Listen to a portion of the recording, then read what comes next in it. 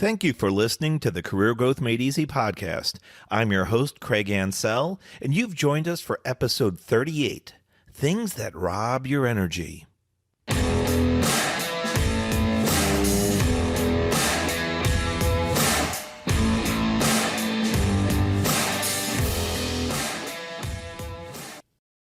There certainly are plenty of things that can fuel our bodies and fuel our brains. There's so many energy shakes and energy drinks out there and pills to take to keep up your attention and your focus. But what if we just go back to the old days and focus on natural habits, such as sleep, for example? When we think about sleep, there's duration, the length of your sleep, and then there's the quality. Many sites will recommend that you should get 6 to 8 hours of sleep. But when you wake in the morning, how restful was it? Do you feel refreshed, renewed, and ready to go to work?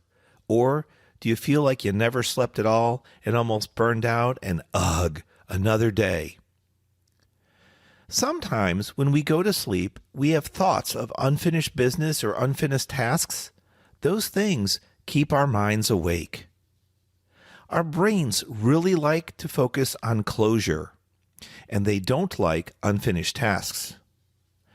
Having unfinished tasks in your mind end up consuming calories, and ultimately, it can tire us out.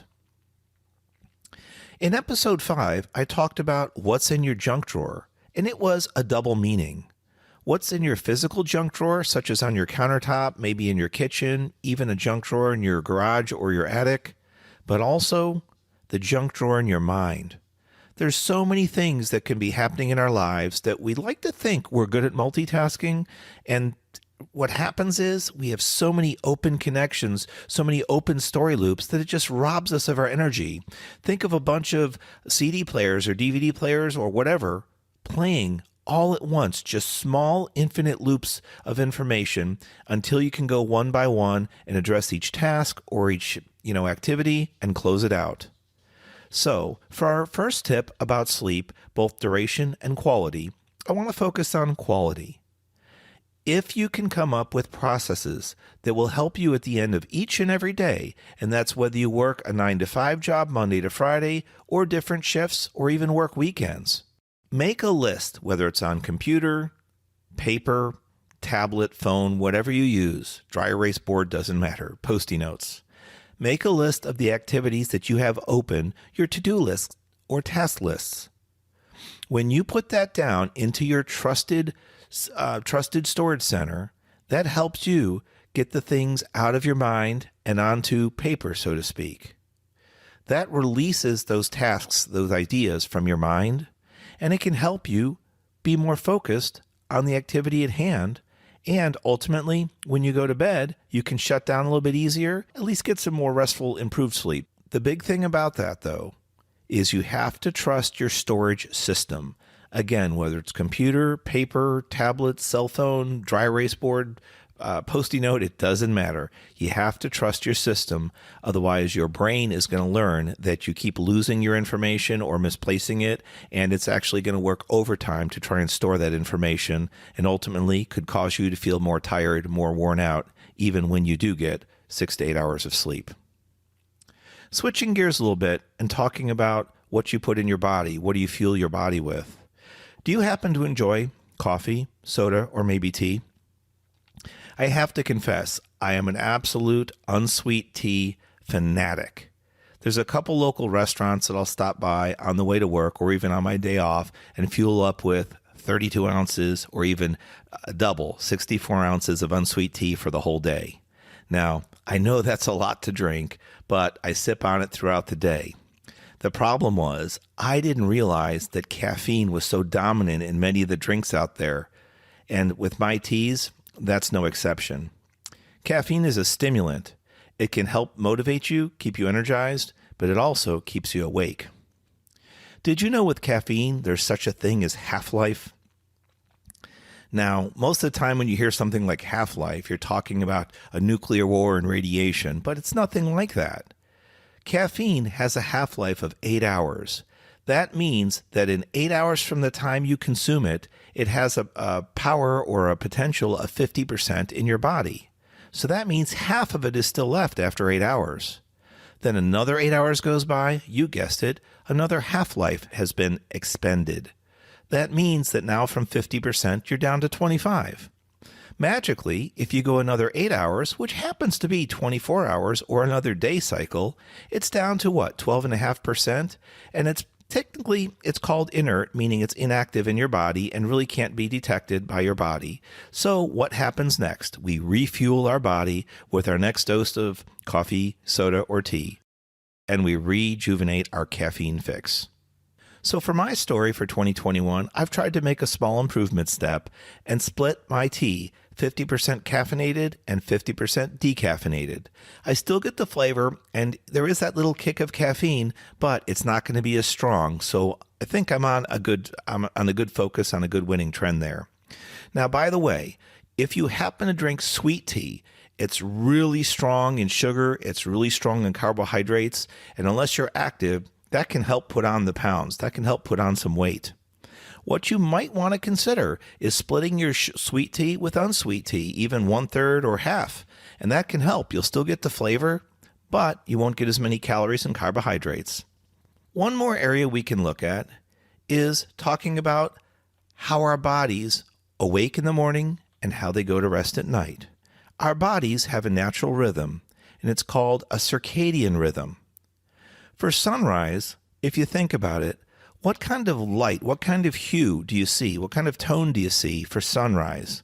It's typically a bluish or a bluish-white bright light, a clear, powerful light. Well, that's a natural signal for our brains and bodies to wake up and to engage in the workday. Then, towards sunset, we run into more of a dramatic orange or amber hue, an orange or amber color. And what's happening is, it's the opposite effect going on. It's the reduction of that bluish-white light. That also tells our body it's the natural sleep cycle start. Now, why am I talking about that sunrise and sunset? Over the years, with the massive influx of smart technology from TVs, phones, tablets, watches, we've been actually getting a lot more screen time than we're aware of. And with that screen time can come blue light or white light. Now, normally that's not a problem during the day, but if we stay in front of our computers, our smart devices, phones, tablets, etc., even TVs, late at night, and we don't watch and we're not aware of what's going into our eyes, we could falsely trigger in awake mode by simulating the sunrise of the bluish white light. We should rather be in sunset mode with the orange or amber hue, the absence of the bluish and white light. Thankfully, if some of you are techie out there, you'll know this. Thankfully, we have something called blue light filters. I actually didn't learn about this until a couple of years ago, and I ran into somebody the other day that was having trouble sleeping, had a discussion with them, and they actually were not aware of these features on their smart devices. It's so cool because it can even extend into your televisions. Yes, LCD, flat screens, all that good stuff. There can be automatic settings by timer, so you can set the day and the day of the week and the hour that you want the blue light function to come on, or you can manually trigger it simply on and off. Now, some of the newer technology out there even has an intensity filter for the blue-white light filter, such that, number one, it comes on to reduce the blue light that you see, but if you increase the intensity of the filter, your screen image will turn more orange or more amber. It's removing the bluish-white tones and hues from your image. You'll still be able to make out your text, you'll still be able to make out your videos, but they might appear a little washed or a little worn, and that's simply because you're trying to remove that blue-white light and get into a true sleep pattern. And in many cases, you can go into your settings and screen or settings and visibility and see if you can make those changes. I have mine coming on, I think, around 8 o'clock at night, and then it turns back on, turns the filter back off at around 6 a.m. If you've ever been on your device at those times, you'll actually notice the screen blink, kind of refresh, and it puts that orange or amber hue on and turns it back off and then brightens the screen again in the morning. Additionally, did you know our vision can be negatively affected by all that close viewing screen time when we spend long periods of time doing it. It turns out the name for this is eye strain, and it has a nickname called CVS, or computer vision syndrome. There was a study done with close to 1,000 people, and nearly 90% of those people had symptoms of CVS, and this was just after 2 hours of computer or screen time. Their symptoms ranged from having dry, irritated eyes to even tired eyes. Have you ever wondered why you felt so tired early in your day, but you thought you had got a good night's sleep? I realized that actually it wasn't my body feeling this way, but it was more my face, my head, and it turns out it was my eyes. When we're staring at our screens, it's said that we may not blink as frequently, we're more in a trance state reading, and as a result, we don't lubricate our eyes as well, so we might actually benefit from taking a break from screen time. So there's a really simple rule out there called the 20-20-20 rule. After 20 minutes of screen time, look away at anything that's 20 feet or more away. Do this for 20 seconds. This is the time it takes for your eyes to completely relax and reset. You'll have time to blink, and you'll have time to refresh your view.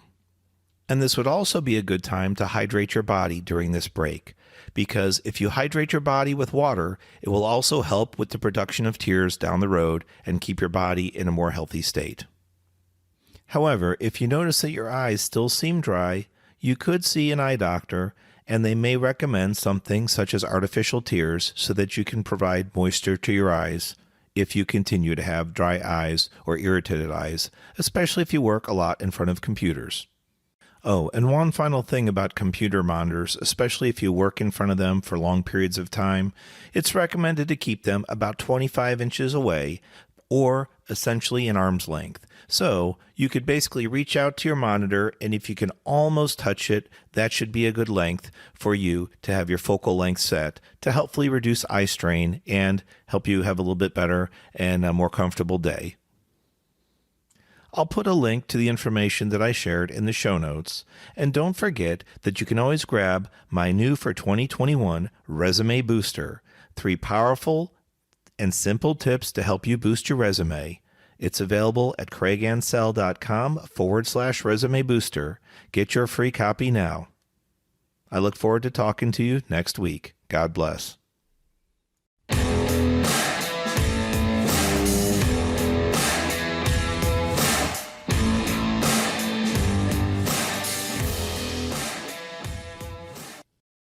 Thanks for watching. If you've enjoyed this episode, be sure to subscribe to our channel.